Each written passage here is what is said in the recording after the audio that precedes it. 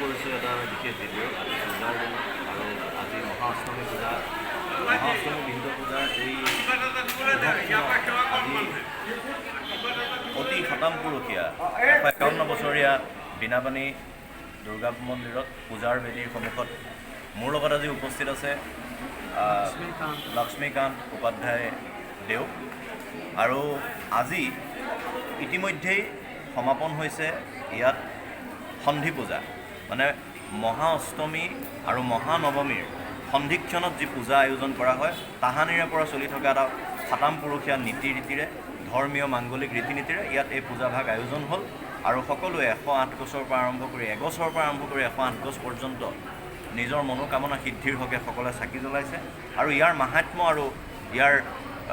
যি মহত্ব এই মহত্বৰ কথা সদৰি কৰিব আমাৰ মাজত উপস্থিত থকা ব্ৰাহ্মণ দেও লক্ষ্মীকান্ত উপাধ্যায় মহোদয় এবাৰ আপোনাৰ ओम सर्वस्वरूप सर्वेशे सर्वशक्ति स्वरूपिणे भयभ्यास्त्राहिनो देवी नमोस्तुते। श्री महाकाली महालक्ष्मी महासरस्वती देव्या खंदी पूजार महाकारण हल आमार षष्ठी दिनाखन बिलवा निमंत्रण करी आई आम नम पत्रिका एकत्रित करूँ महास्नान करूँ तेखत आम षष्ठी देवी बोली तेखत आम पूजा अर्चना करूँ आज अष्टमी दिनाखन तिथि परम शेष हुआ लगे लगे खंदी आहे नवमी तिथिर यू मजत आम असंख्य एक अनेक लक्ष्यवर्ती द्वारा आम खंदी पूजा माँ भगवतीर द्वारा पूजन अर्चना करार पाছত आम दीप प्रज्वलित करीम यू कारण यू खंदी तो महाखंदी है भक्तर अभिलाषा इष्टाप्ति मनोकामना परिपूर्ण कामना सफल है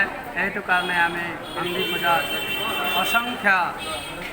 साकी बंती जलाई आम भगवती ऊसर कामना करो हे भगवती माँ आमा कल्याण करो सपरिवार कल्याण करो जेनेका रोग महा भयानक विष द्वारा जी घुमाई आसे सेया शांति हक बोली आम भगवती मातर ऊपर खंदी पूजा तात्पर्य आम दीप प्रज्वलित करी आम आशीर्वाद लौ माँ भगवती। धन्यवाद। यह खंदी पूजार महात्म्य और ये महात्म्यर